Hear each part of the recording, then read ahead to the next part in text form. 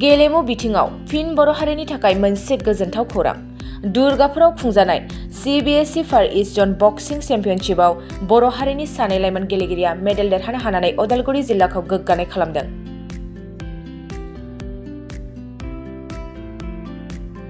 मिथिनाय बादिब्ला थांनाय 10 डिसेम्बरनिफ्राय 12 अक्ट'सिम जानाय CBSE फार इस्ट जन बक्सिं चेम्पियनशिपआव उदालगुरि जिल्लानि नर्थ इस्ट पाब्लिक स्कुल रौतानिफ्राय सानै बक्सारा सना आरो रुफानि मेडेलखौ देरहादों। उदालगुरि जिल्ला हरिसिंगानि 1 नं पासिया गामिनि बिनोद दैमारिनि फिसाज्ला एलबिस दैमारिया आन्डार 17 नि गेलेनायाव सनानि मेडेलखौ देरहानो हायो। बेजों लोगोसेनो उदालगुरि जिल्ला डिमाकुसिनि दारगासुबा गामिनि मन्टु बर'नि फिसाज्ला भास्कर ज्योति बर'आ आन्डार 17 नि गेलेनायाव रुफानि मेडेलखौ देरहानो हायो। बिसोर सानै गेलेगिरिनि जाफुंसारनायाव कच महरै दनेश्वर बसुमतारी आरो मेनेजार महरै लाइमोन बसुमतारीया बिबान सामलायदोंमोन। दासान्दि बिसोर सानै लाइमोन बक्सिं गेलेगिरिनि गोख्रों गेलेनानै मेडेल देरहानो हानायखौ नखरजों लोगोसे ओनसोलनि सुबुंफ्रा गोजोननाय आरो गोग्गानाय फोरमायदों।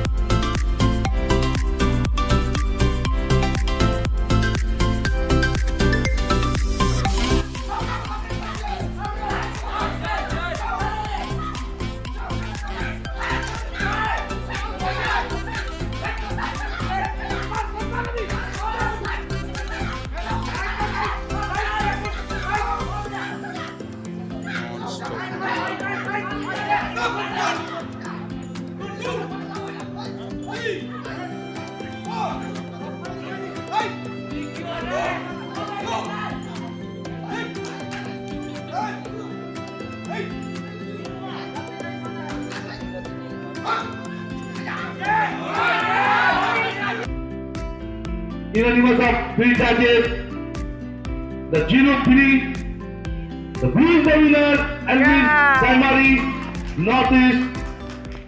नोंथाङा सानाय सुनाय बेरामनि जेंनायाव गोग्लैदों नामा? जुदि नोंथाङा सानाय सुनाय दंब्ला जिंगा सिनांगौ गैया। चिरां जिल्लानि बेंटल गेट साफागुरियाव दायो SI निउर' थेरापि सेन्टार दंसै। बे थेरापि सेन्टाराव नोंथाङा गोरलैयैनो देहानि सानाय सुनायखौ फाहामथाय लानो हागोन। बे आथिं सानायानो जाग्रोदों, ओमफ्राय जानाया एसे सिगांनिफ्रायनो जाखादों, ओमफ्राय बिदिनो गुबुन गुबुन मुलि जाबाबायदों, ओमफ्राय हामाखै। दिनैनि ट्रिटमेन्टआनो आङो एसे मोजां मोनसिनबाय। जेरै सिं सानाय, आफादावरि सानाय, मोदोम जरा सानाय, आइजोफोरनि जेंना, खर' सानाय बायदि बेरामखौ फाहामनाय जायो।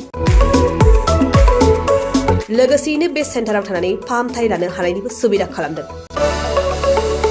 नोंथांमोनहा SI निउर' थेरापि सेन्टाराव फाहामथाय लानो गोसो दंब्ला नैबे मबाइल नम्बर 7620160459 नङाब्ला 9476977956 आव थोंजों सुलाद लानो हागोन।